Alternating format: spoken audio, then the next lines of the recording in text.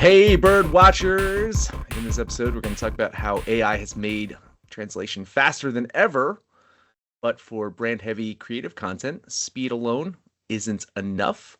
So, we're going to sit down with Mark Jones from Comtec. We're going to unpack whether AI can truly handle brand voice, tone, and nuance.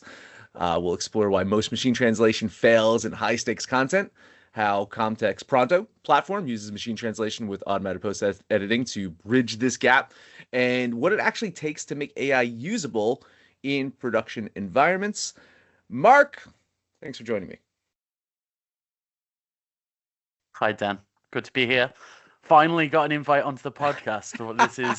I think I invited you last year. You probably To did. be fair, I think You the probably did. invite happened last year. I think the actual facilitating of the Yeah. podcast and getting it going took a lot longer. But yeah. Yeah, I was laughing actually because I was looking at this the other day. I was looking, what's it going to be? And it's like, oh, it's episode 13, and I'm like, is that good or Unlucky? bad? I Yeah. don't know. I don't know how I feel about this, to be honest. But yeah, it's good. It's good. It's nice to be here. Yeah, I appreciate the invite. One of our I hate to say oldest, but one of our earliest customers, right? So Yes. you've been with us for a while now, right? Yeah, I think Yeah. it will Yeah. be 4 years I think it's in 4 years. October. Yeah.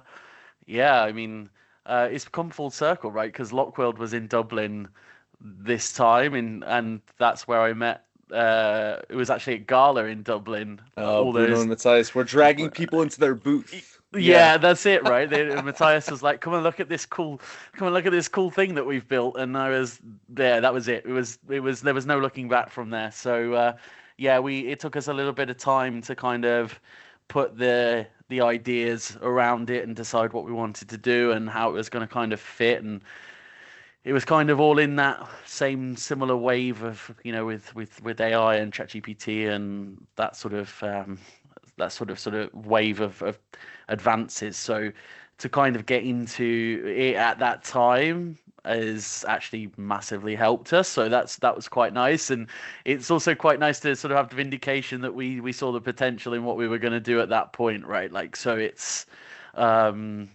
yeah, it's been Ahead of the good. curve. Ahead of It the curve. It's we were joking about this because Bruno and Matthias made mention of that at Lockworld last week, was that a few years ago, they had to drag people into the booth and yeah, have them, and now orchestration was such a key topic yeah, at Lockworld this year. Like everyone was talking about it.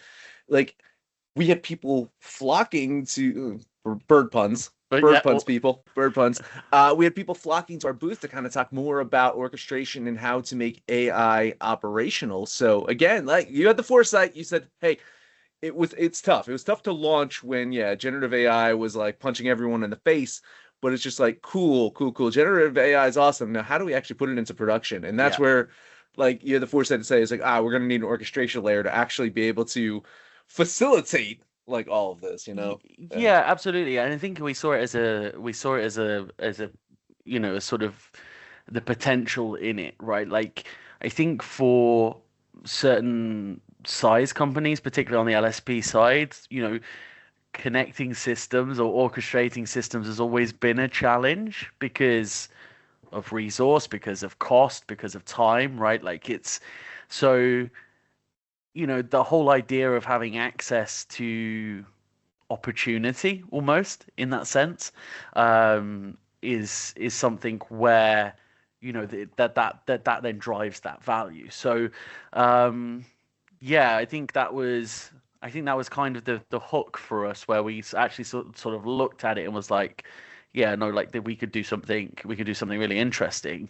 um it was, it's evolved over Oh yeah, time. yeah, Yeah, right, like right, yeah, yeah. it's, when I think back and, I look at, what we were doing when we first started versus what we're doing now, and the additional layers and stuff we built on top, and, just how much the platform has changed and the number of apps and all of those things, right? Like yeah, it's kind of scary how far we've come along, but it's also means yeah, it's also interesting in that way to kind of see what you can actually do with it now. So, um, yeah, I mean, Yeah, listen, I don't want to turn this into a full-blown commercial for Blackbird. It is a quasi commercial for Blackbird. And we're putting the cart before the horse here because I didn't mean to talk about like Blackbird to start off with, and I wanted to talk about something that is probably more important in the world right now. One of the most important things that is happening right in my backyard, literally, is the World Cup. And so Yeah, on my way back from London, my flight was packed with football fans, soccer yeah, fans, whatever you want to call them, heading over to the States for what is going on here. And yeah, yeah, I mean, it's been massive in my area.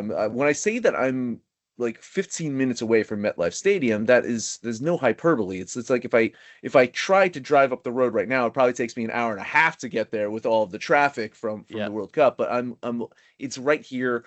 You can feel it. Like we were talking about in the pre-show, some of the stories about bars in Scotland and in Dallas and all the fun there. yeah, It's it's definitely like a huge phenomenon. I love that um such an international you know travel contingency has made their way to the United States yeah. and is having fun with it. Apparently there's people getting caught at CSA trying to smuggle in bottles of ranch dressing. Apparently people are crazy about ranch dressing right now, and they're trying to get bottles home Yeah. to their country. Who knew that that was going to be the US's biggest export after the World Cup was ranch dressing?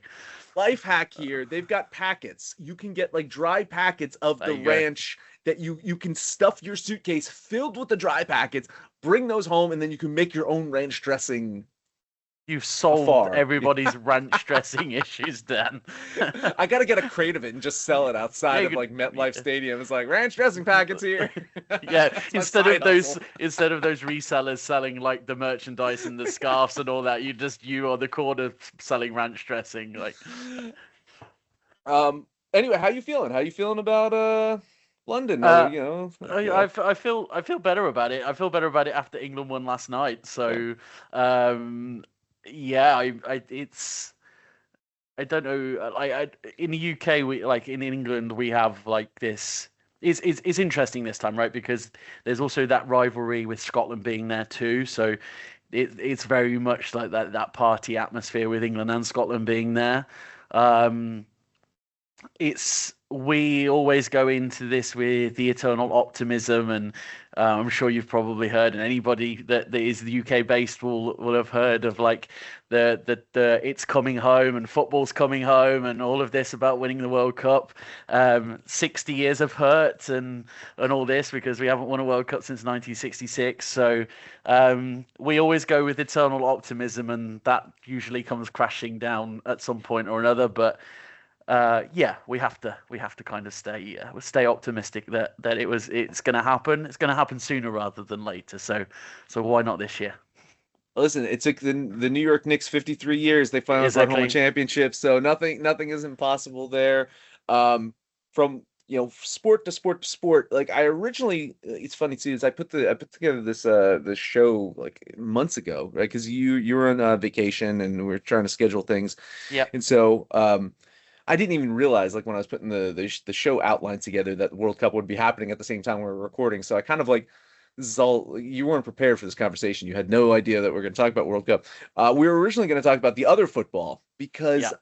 this is weird because we had a conversation and you told me you're a Denver Broncos fan and I'm like I need to know more about this. How does Mark over there in the UK become a Denver Broncos fan? How does that Yeah. happen? Happy coincidence, maybe, right? Like, um, yeah. I mean, you can see with the London games like how big the NFL is in the UK now. But I have my dad to blame for the Denver Broncos. So yeah, when it still is right. Like we have Sky Sports here in the UK, and we're really lucky to get the NFL games on the TV. So yeah, as a kid growing up, Dad was always watching Denver Broncos. He was a huge fan of John Elway, and I always remember it vividly. He had a blue like cap that had the old Broncos logo on the orange D with the Bronco in the middle. Um, Yeah, and that became mine pretty quickly, and it kind of just sort of snowballed from there, right? So, um, we it's not always that easy being a Broncos fan. I mean, you could be worse. You could be a Jets fan, but Could be. without Yeah. offending anybody. Um, but yeah, I mean, we've had limited success. Obviously the Peyton Manning sort of regen and 2016 and but yeah, I mean, it was so Got some close hope. last You year. got some hope now. Yeah, you got some Yeah, I hope. hope Yeah, yeah, yeah. with Bo Nix and Sean Payton, number one seed last year, that whiteout game in Denver that kind of derailed everything really. But yeah, I mean, there's lots to be positive about. Let's hope the Chiefs are still as bad as they were last season, and then we can kind of keep on that same trajectory, right? Lots to be positive about, and there's lots to be positive about when it comes to AI. There's a lot to be negative when it comes to AI, but there's a lot to be positive about AI, and I think that's gonna be the segue into our main discussion topic today. So Hmm. I'm gonna toss you a softball here, Mark. This is such an easy question. Can AI actually handle brand? Can it? Well, I think everybody kind of knows what the answer is to this question, but um, no, I think is the short answer, right? Like, or not at least reliably. Like this is the thing I think we're talking about. It's one of the things that we kind of notice a lot of the time, and there's a huge kind of risk around sort of AI for brand, which is the outputs that you get are kind of they look amazing. They look fluent. They look, these amazing, this amazing wordy like outputs that you get, and then actually when you look at it, it's not really fit for purpose, and it's not really capturing anything that you want it to do. I think there's a risk here that people sometimes forget that, the very nature of the models is that, they're predictive and you're kind of doing something which is mathematical ultimately. And you're trying to you're trying to capture something which can be creative, it can be idiomatic, it can be something that people have spent hours and hours and days and months and years on, and the sleepless nights about crafting something to be absolutely perfect. And then you're trying to do something with which is an inexact science, I guess, is probably the way of looking at it. um, that doesn't mean to say like you can't do interesting things, and I'm sure we'll probably touch on that as we go through, right? Like, but there's definitely things that you can do in customization layers, and there's super intelligent teams out there that are doing really cool stuff with more advanced techniques to kind of try and capture some of these things. The RAGs of the world, MCP. Tuning of models, fine tuning, small language models, like all of these things that are out there. The opportunity is immense, but off the bat, no, is the answer. And I think uh, that's the caveat you're throwing out there. Is I think if people think that they can just take care of all of their brand solutions by tossing it into an LLM and say, yep, Yeah. we're done, Yeah.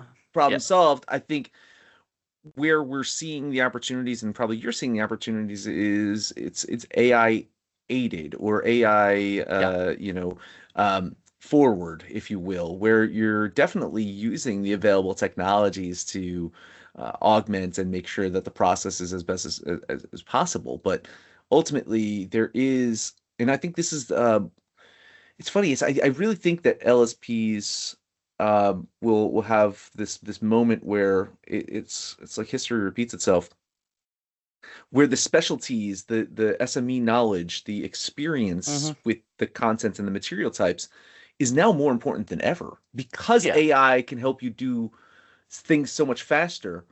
Where it needs the help is that professional review, or or the context, or the all that stuff that you're saying, that go the rag, all that stuff that goes into making these things better will come from professionals that are really experienced in what they're trying to Yeah. produce. Yeah, 100%. But that's the defensible value, right? Like that's a defensible Sure. value Yeah. for an Yeah. LSP, right? Yeah. Like it's, we're looking at this around where do we as an LSP provide value to clients that they can't easily deliver by themselves, right? Like I think I think there's two parts to this, right? Like the technology has become so accessible. So in one sense, that is, you know, a really interesting place to be because it, fosters innovation.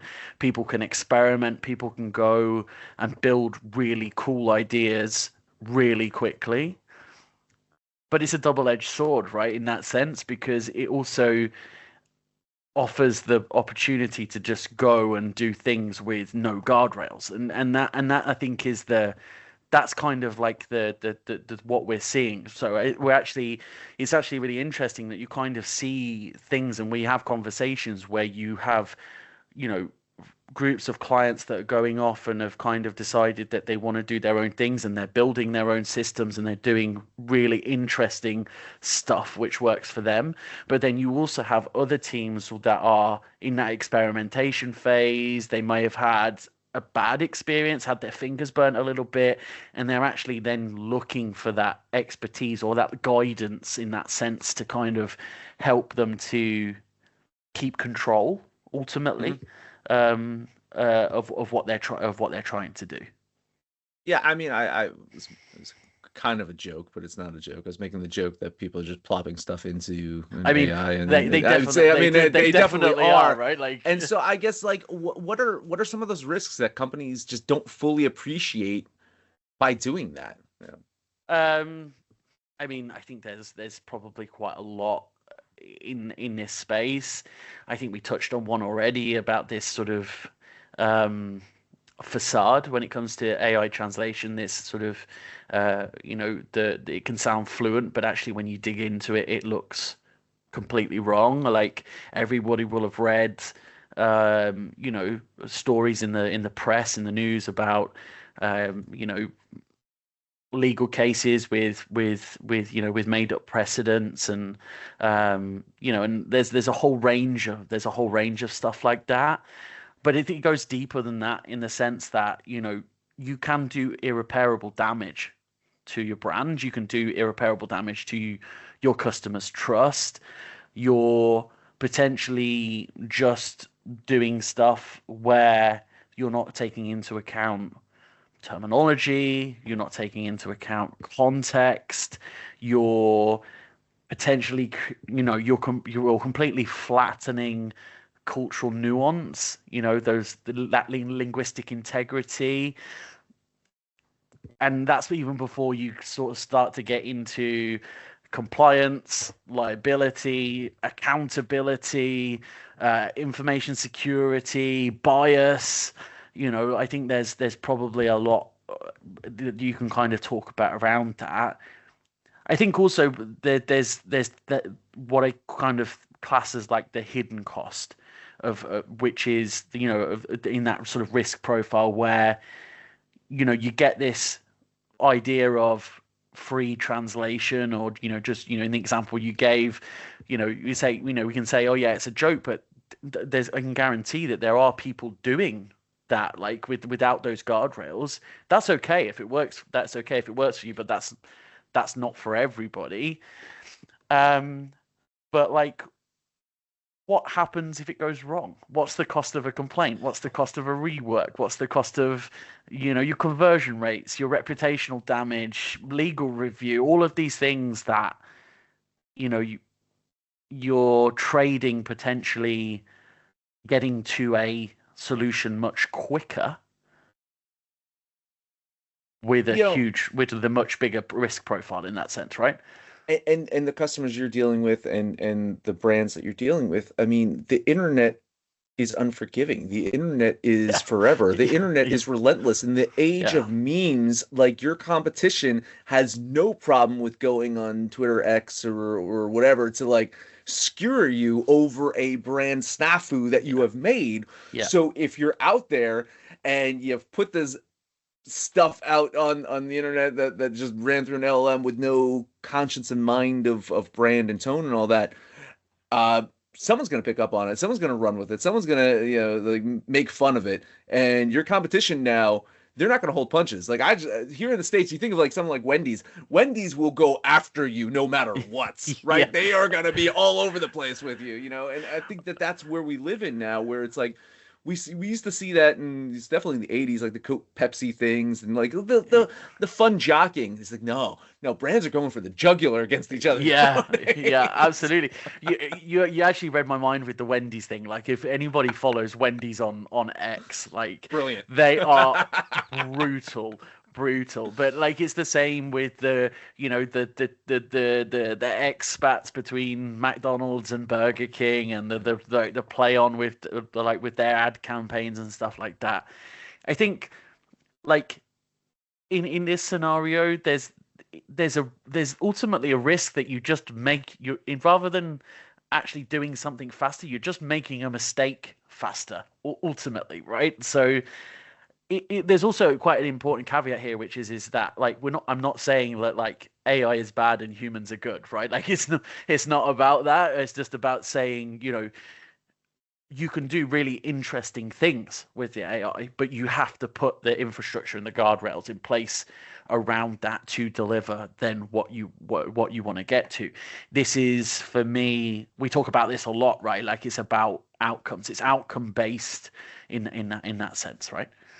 Totally agree. And listen, I mean, of course, we can't completely bash AI and machine translation because ultimately I have you on here. See, we did the Blackbird commercial already. We don't need to do more Blackbird commercial. Blackbird is amazing. No, we don't have to do more Blackbird commercial. Uh, Tell me about Pronto. Tell me what you're doing with Pronto and how that's helping to solve some of these challenges that we were just talking about.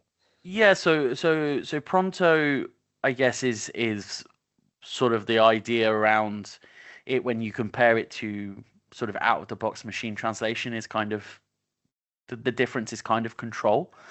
The idea of control, of having control of what you're doing when it comes to AI translation, when it comes to brand.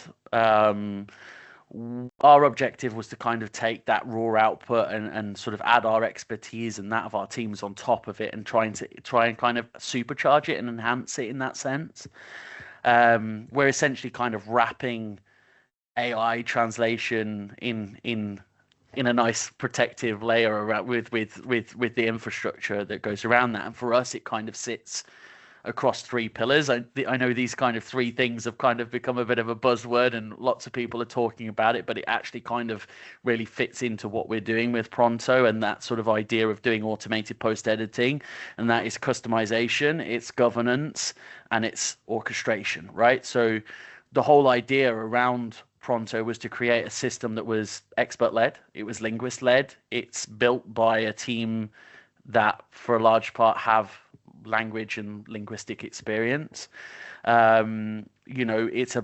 It's not simply raw machine translation. It brings together those different elements, that customization, the governance, the workflow control.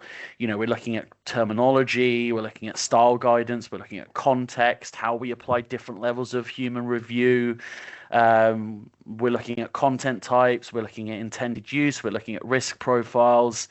And we're having pretty honest and open conversations with our clients about what that kind of means.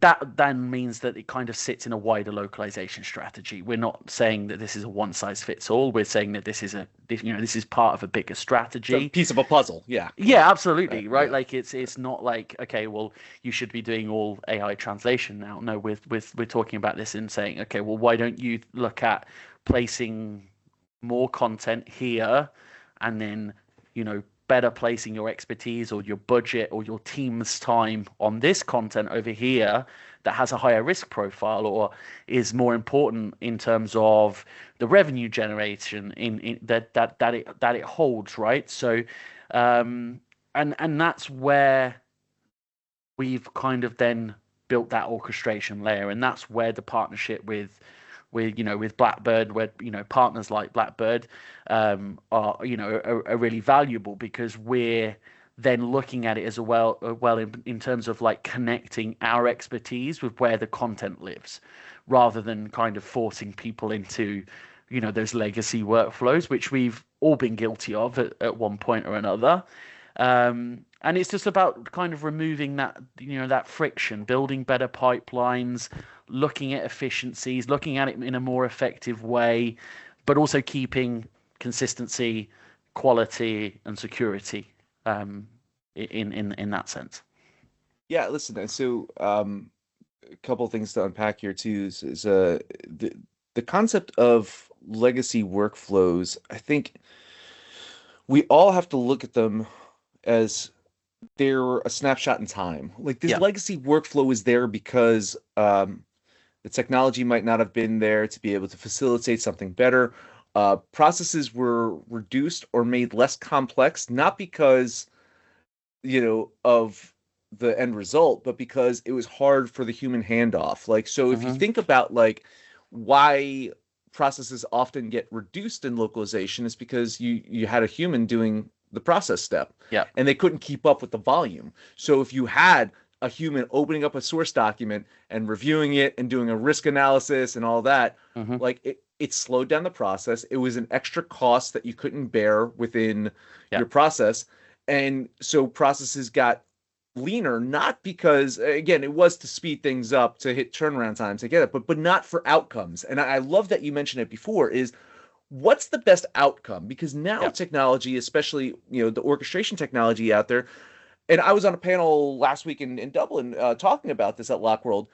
Complexity is not the enemy anymore. In fact, your processes No. can be complex as long as they're designed for a great outcome. So, what you're saying about risk profiles, what you're saying about this analysis, those things are critical Yeah. in the age of AI to the success of the process. So, orchestration, the connectivity of all these systems allows you to get there. And I think from your standpoint too, is that it's not just about picking the best tools, right? It's just like Yeah. to you, it's more about picking like, the right tools to get the outcome.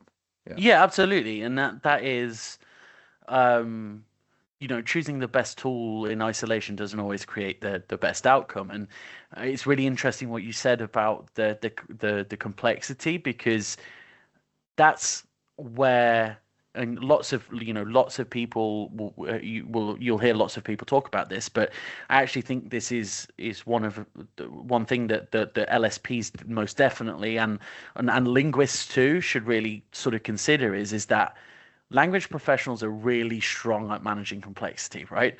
This is something we've been doing for eternity, right? So, particularly in the last 50 years, if you think about, all of those waves of technology that have come and gone, or, have evolved, like, that sort of evolution, that sort of flexibility, and that understanding of that problem solving ultimately is where, you can create huge value. Um, and when we look at the outcomes, you're not just looking at delivering you know, a brilliant fit for purpose translation, right? Like you're looking at, okay, what am I doing with that? Is it increasing traffic on my website? Is it increasing my NPS score? Is it, I don't know, getting a product to market quicker? Is it, benchmarking a new market, right? Like, is it like testing the water in a new market? Um, but I think it's just about, this idea. Yes, I mentioned it before about reducing friction too, Hmm. right? So I think this is a key part to it all, and it kind of ties it all together. And that's kind of what ultimately also what we try to do with Pronto, because if you unpack Pronto under the hood without giving too much away, we're orchestrating lots of moving parts across our core systems that allows us then to deliver an outcome to a client, which ultimately might be, okay, I want to just get a translation of this document, upload the document, and off we go. But it also might mean meeting the content in a CMS, for example, and being able to do, routing mechanisms and, different workflow streams and building pipelines and quality estimation and all of the other things that potentially add value for that use case. But rarely the use case is the same across the board, right?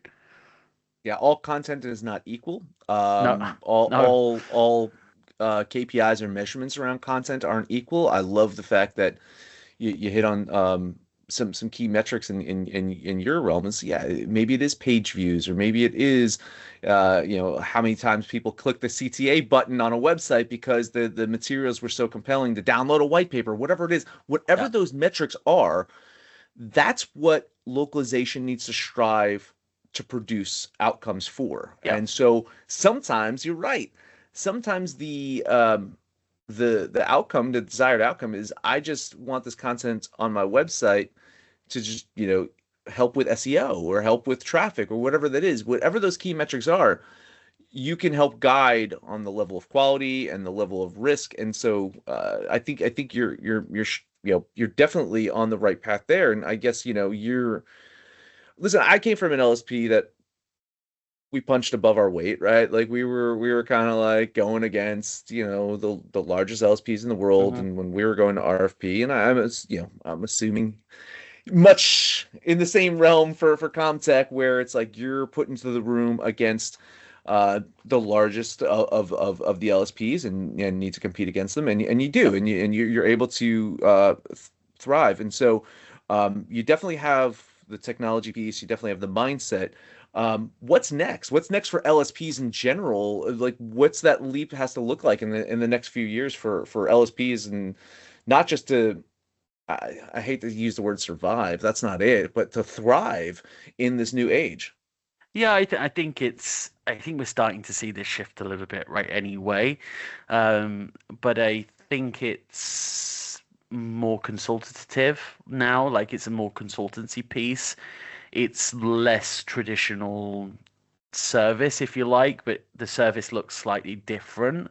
So I think the traditional service model will kind of exist still, but it will look slightly different. And I think you're probably going to see quite two polar opposites, I would say. I think from my perspective, you're going to kind of see less in the middle ground, so that those traditional translation workflows, translation, TEP type workflows, in that stage, and you're going to kind of have. I mean, it kind of divides into two, but it's probably four things in total. So, I would say AI and technology consultancy. So, that idea of evaluating models, benchmarking outputs, solutions architecture. So designing the infrastructure that goes around it.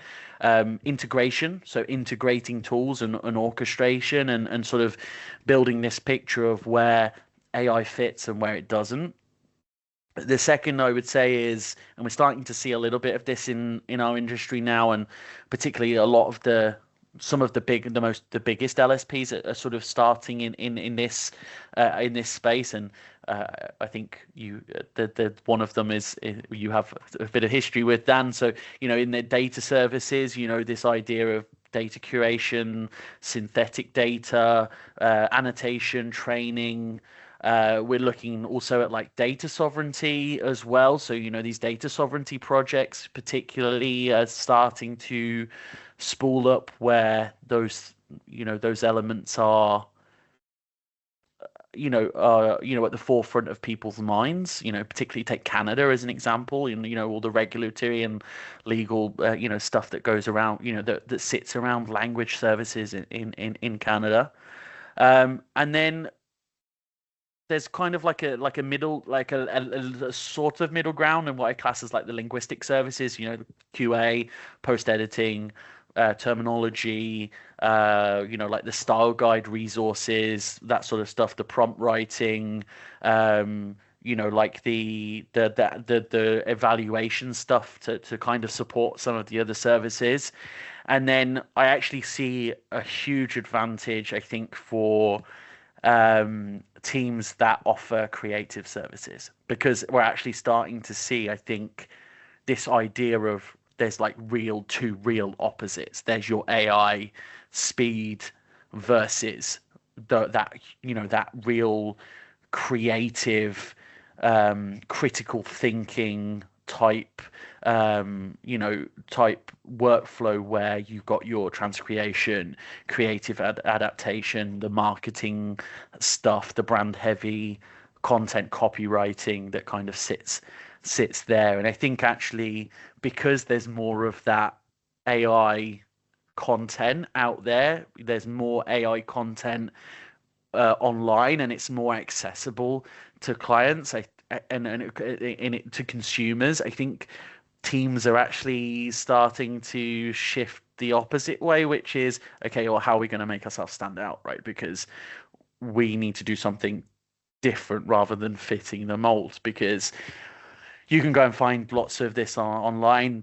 And give them a shout out. The AI localization think tank did a piece about this around like, does all AI sound the same recently? And there's probably some argument that yeah, there's lots of similarities in the characteristics that are coming out in those types of content. So I think differentiation is actually going to be, when once people are starting to solve, you spoke about this operationalizing AI. I think the next sort of buzzword, if you like, is going to be around differentiation and what makes you stand out in a quite crowded kind of world, really. Yeah, I'm aligned there. I think the consultancy piece is definitely going to be needed. Um, the style guide and glossaries, I mean, it's again, history repeats itself. These are old school localization translation, like you must have a style guide and glossary type thing that kind of like went wayward because again, it was an additional cost and time.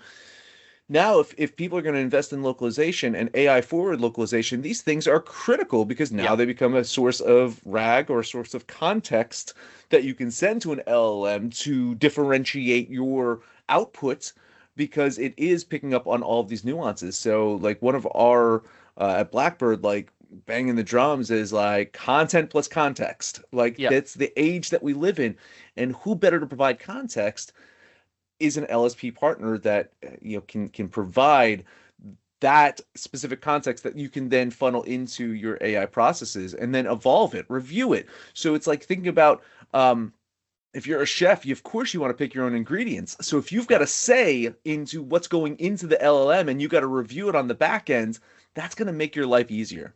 Yeah, yeah, absolutely, and that's the mantra that we've always had with when we would been looking at Pronto and our AI driven services, right? I think this is there's an important sort of advent of large language models to call out here, which is historically achieving that level of impact on machine translation on AI. When you're looking at traditional sort of neural machine translations or even statistical models, you know, to achieve what you can do now with a style guide and a glossary and some prompting and context, that was like training cycles. It was data cleaning. It was, let's review this every 3 months, every 6 months. Like you're taking away you're taking away a huge blocker for lots of teams to be able to achieve something which is, to get a level of granularity that maybe wasn't accessible to lots of people before. And that's then where the expertise lies. And we were talking about that sort of defensible value because, if we take terminology, for example, creating terminology for a large language model looks very different to creating terminology that you would in a traditional TEP workflow, right? Like, Exactly. um, Like again, and context matters. It's not just yeah, here's a glossary term and here's the associated glossary term in another language. It's like, okay, what's the meaning behind this? What is the yeah, context behind this? yeah, and it's also it's also about being able to kind of make intelligent and well thought out decisions, right? Like contextual decisions, because being able to the more freedom you give to a model, the higher the risk profile. So, when you can actually create that level of control and dial that up with those guardrails, the things that you can actually influence, then you're already on a curve to kind of that journey looks completely different than, we go back to this, what you were saying earlier, this joke of just plugging and play, right? It looks wildly different than if you just, write a 3 or 4 sentence prompt in browser in your model of choice and then translate this, right? Like that's ultimately where that brand question sits too, and how you can then positively impact that sort of outcome ultimately, right? Like we talk a lot about impact and intent and those outcomes when it comes to actually doing something meaningful. And I think that's a huge part of this. Awesome. This is great. Mark, appreciate the time. We're closing out, so I leave it to you for any final words. What you got for me? I mean, just yeah. I mean, thanks for having me, Dan. Obviously, like I think one of the things I think is to kind of take away from this conversation. Actually, there's two things, right? Like I was at a conference last year, and two things really resonated with me when it comes to talking about AI. The first one is quality equals consistency. People like quality is consistency. Consistent outcomes means quality, and good translations are never free. And I think like, that's a Nothing good is ever free. There's no such thing as a exactly free meal, you exactly. know? So even when there's this maybe negative, sometimes negative connotation around the commoditization of translation and this race to the bottom and things like that, if you want something which is fit for purpose, which achieves your outcomes, which, helps you to achieve your objectives, you have to put infrastructure and you have to invest time and expertise and resource around that to achieve it, right? Like there's definitely quick wins. There's definitely low hanging fruit for you to be able to kind of get to quickly.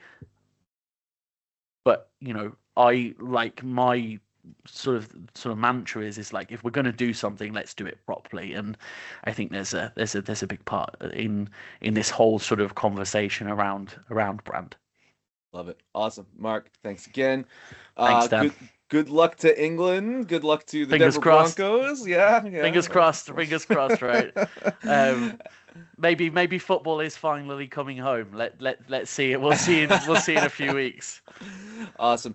For all of you watching, thanks again for watching. Until next time, make sure you like and subscribe to the YouTube channel. So much content coming up recently. Like we're churning out new demos and videos and so lots of content. Make sure you subscribe to our YouTube channel. And until next time, keep your eyes to the sky for more awesome stuff coming soon. Later, bird watchers.